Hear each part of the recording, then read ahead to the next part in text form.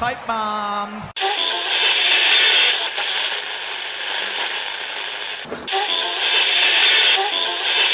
Are we ready?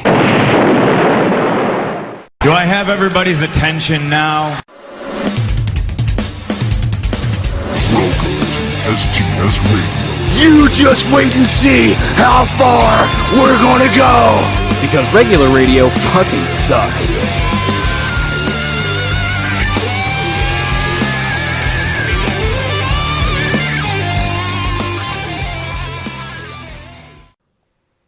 Hey peeps, welcome back to STS Radio. I know it's been a while, but you know what, man? We've had our reasons for being away. For one thing, Bruce was actually on vacation, and Bruce is joining me right now. Bruce, how you been, man? Hey. That was the vacation, man. It was pretty good, man. Pretty good. Short, way too fucking short, as all vacations are. But other than that, pretty good. Yeah, that's good, man. Where'd you end up going? It was like somewhere in Maine, I think, right? Yeah, we spent the first night up in actually Portsmouth, New Hampshire, and then the rest of the time was spent up in York, or sorry, I think it was Wells, Maine. But we actually bombed around in the surrounding areas like Portland and York and Nagunquit and Kennebunk and all that kind of shit. So good times. Awesome. That's fucking awesome, man. Yeah. I heard you chuckling at Kennebunk though. Yeah, because of the it's just a the goofy Zumba thing. No, it's just a goofy name. Oh yeah, it is kind of a silly Kennebunk. name. Although it's an awesome place. Kennebunk, and actually Kennebunk Port I actually like more, but if I was going to retire, it would probably be up in there. If I had the money. I mean, that's where fucking Walker Point is. Do you know what Walker Point is? Really? Oh shit. Yeah, do you know what Walker Point is or no? No. It's the home of George Bush Sr. Oh, wonderful. Yeah. Well, his not his home, like his summer home. That's where they go like for vacation or whatever. Yeah. And it's fucking gorgeous, I gotta tell you. I mean, I've ridden by it on bicycle. Liz and I went to see it this year. I mean, we're not fans of George Bush or anything. Fuck George Bush. But it's I gotta give it to the man. He has beautiful land, you know? Yeah. He actually fell there and hurt himself recently. Like at that place in Kennebunk or Kennebunkport. He fell and hurt himself there. Jeez. Yeah, fucking goofball fucker. He's still around. Unfortunately, yeah, he's still Fucking breathing. Maine couldn't finish the job. Seriously. Not You that gave us so much hope, Maine. Why did Yeah. you have to go and let us down? because it's Maine. Okay. You can't get there from here, It's including George Bush's death. it's Maine. That's it gave us Stephen King, so it's already in the negatives here. Here's a new story I wrote. It's based in Maine. Yeah. Oh, you don't say. Another one? Yeah. Yes, Yeah. I have all It's these. about an average guy who ends up going completely crazy. Yeah. There's there's an alcoholic character. There's a redneck character. There's a character that represents Christians that goes fucking crazy and ends up getting shot, which everybody loves. And I have this character and this character. So you kind of digging into your recycling bin here. Like, not that nobody appreciates it, but little more effort here, Steve. I'm not really a big Stephen King. My mom's a huge Stephen King fan, but oh my gosh. I've seen some of the movies based on his books, and it is fucking goofy as hell, but Tim Curry is just so much fucking fun to watch.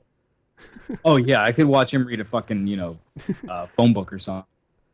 He he had a stroke, man. Yeah, I heard about that, man. I was just like, oh, Ain't that shit. some shit? I was like, oh shit. Yeah, I feel bad for the dude, man. Frankenfurter will dance no more. Yeah, seriously. Jeez. It sucks. I mean, hopefully he ends up like, Bret Hart. And Bret Hart made a really awesome recovery, actually. And these days, you would never know that the dude had a stroke, really. Yeah.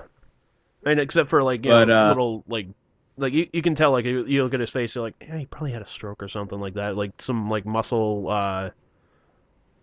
some, muscle condition that's going muscle on there. atrophy. Something like that, yeah. Yeah, it's just characteristic of, stroke patients. I don't think ever fully comes back, basically. Stem cell research, possibly? If there's ever a reason to use stem cells, guys, come on, it's Tim fucking Curry. Can we not just let's give this to him? Can we do the time warp or something to make this happen? Yeah, can we? Come on, can we let him have this one, please? I'm sorry. I would love to see him at the premiere of the remake of it and just go like, "Do you have Prince Albert in a can? Well, you better let the poor guy out." Fucking cracks me up. That's one of my Fucking cracks me up every fucking time. Yeah, that's hilarious. I mean, I'm familiar with Stephen King, like you, probably mostly from his movies. But Yeah. I have read that follow-up to The Shining, Doctor Sleep, because it intrigued me that he wrote a sequel to The Shining. See, I never read that. The only Stephen King book that I actually read was Cujo, and I'm reading it and I'm just going, God, this is fucking boring. Yeah, that's kind of how Doctor Sleep was, honestly. And it just was a real letdown, I gotta say. Yeah. I was like, this is how you follow up The Shining, you fuck? Yeah, but then again, I mean, most of the credit for The Shining really goes to Stanley Kubrick. Yeah, because I mean, it is, the film version is a lot different than the book. Well, not a lot, but it is pretty different than the book. Different enough. Yeah. It apparently got, Stephen King's panties in an uproar, so... Yeah, and he actually directed a movie based on one of his books. What the fuck was it? Maximum Overdrive, I think it was. Really? Yeah, like where all the machines come to life and whatnot. And Well, he did redo The Shining, too. Like, for TV, Well, yeah. he did, like, a 4-part series of The Shining, the way it was supposed to be, quote-unquote. yeah, and like he It's actually horrible. yeah, like I think it was he actually recorded a message before I think before Maximum Overdrive was shown, or like during some promo tour or something like that. He's like, I just wanted to make sure that Stephen King got done right. And holy Christ, if you ever see Maximum Overdrive, it is fucking boring. Like there's one scene, like, all the machines and whatnot kind of come to life and whatnot, and there's a couple people trapped in like a gas station, like a little truck stop, and the trucks are just circling the fucking thing. And it's like, you're trying to be terrifying here, and the trucks are just circling around, like they're not doing anything. It's like Dead by Dawn. Yeah, Oh, how cute. yeah, except like that was at least fucking terrifying in the sense of like, oh shit, there's a fucking demon down there. If this thing, breaks through the chains, we are fucked. They're driving around in a fucking circle, and you find out, oh, they want fuel. They want fuel. It's like, well, aren't you wasting that by driving around this fucking thing? I was just gonna say, like, we want fuel so we can keep driving around in circles wastefully, like... Yeah. Dumb. Fucking... Well, there's your rednecks for you. Yeah. In the Stephen King story. Oh, yeah. What is it? You got to search out the Nostalgia Critic Stephen King drinking game. He pretty much guarantees like half an hour into a Stephen King movie, like you'll probably be dead. Oh God, I need to see that. That sounds awesome. Oh, it is. It's fucking great. Pretty much any of his reviews are really good. So if you haven't heard of the Nostalgia Critic, go check out some of his videos. Yeah, he is pretty funny. I mean, he does get a little over the top sometimes for me, but yeah, but you know what, man, that's kind of what makes it fun a little bit, you know? Yeah. I mean, yeah. I mean, I'm not saying I could do better, so No, fucking kudos to you, sir. No, definitely couldn't do better, but Right. What are you gonna do? Watch him. Be Yeah. lazy. Yeah, definitely. That's what I'm gonna do. Oh man, fucking. So I gotta. There's been something I've wanted to talk about on this podcast for a little while now. Like it's like I apologize for the transition of going to something that's kind of goofy, like busting on Stephen King, to. I'm getting a little pissed off here, but. Do I smell a pipe bomb? Is it? Possibly. What did Marvin the Martian call it? A something modulator or a transducer or something? I forget what the hell it was. All I remember from that guy was just like, "Where's the kaboom? There was supposed to be an earth-shattering kaboom." Go back to doing Yoda. Yeah. Frank Oz. But yeah, so we, Bruce and I, we have this mutual friend who, I invited her to come down to Rhode Island, after, I think it was like 5 years since we had hung out last time.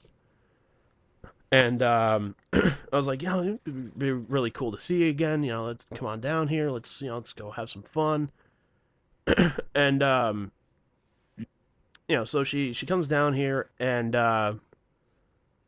like I get it from the last time that I had seen her, like when you, me, my buddy Chris, and our buddy Joe, we went out to dinner in Boston for my birthday, like back in June, and I had kind of picked up. Yeah, that was awesome. Yeah, told you that place was fucking amazing. Fucking no, I'm forgetting the name of the place. I haven't been there in a while. Fuck. It's not Boneheads, is it? No, it's not Boneheads, though that place is equally awesome in Warwick. Cheap plug. Fuck, yeah. I don't remember now. Fuck, yeah, I don't remember either. But by the way, I didn't know that was the first time that you had seen her in 5 years either. I was sitting there doing the math, like even talking to Liz, like, wow, it's been like at least probably 5 years since I've seen this. This chick. It had been about 5 years, yeah. So anyway, long fucking time. yeah. So anyways, like after that, we keep texting each other like, "Hey, how are things going? Good, blah blah blah."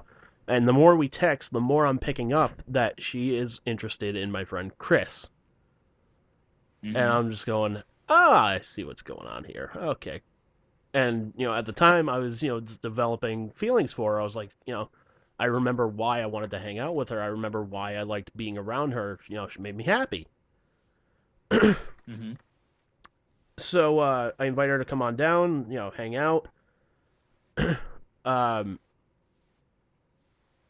We end up playing wiffle ball for a little bit, and then going to Mohegan Sun. She ends up winning like $60 on a fucking slot machine. I know, fucking nice. Yeah, because I figured, let me do the cool thing. I was like, I'll fucking throw $20 in a slot machine. We win anything over the $20, fuck it, it's yours. If we lose the $20, who gives a shit? So she ends up winning like huge bonus. End up walking away like plus $60. So I was just like, all right, here you go. That was the deal. So that may not sound like a lot to some people, but like you win anything at a casino and you are stoked. Yeah, when you've got the house's money, yeah, you should walk away. Totally. I remember one time I won I had lost like all my money at it might have even been Mohegan Sun, and then like I was literally down to like my last few coins, and on like the second to last one or on the last one, I ended up winning $80 after spending like 60. I was like, sweet, I'm up 20 on the day. I'm fucking done. At least I got my money back and got $20 from the house. I'm fucking done. Yeah, that $20, just like, hey, fuck it, that's dinner. There we go. Exactly. Yeah, so I get more and more the feeling more and more that she's got feelings for my buddy Chris.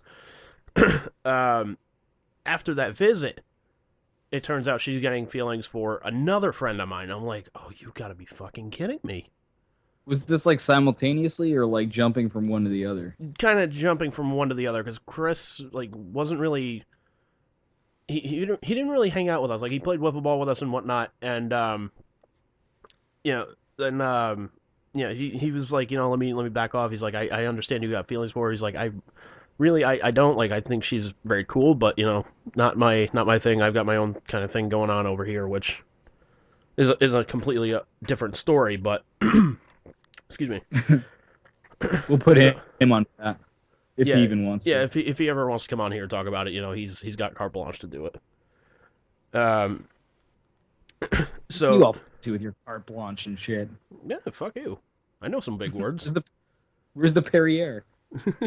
Well, I'm drinking Polar. I can't really afford Perrier.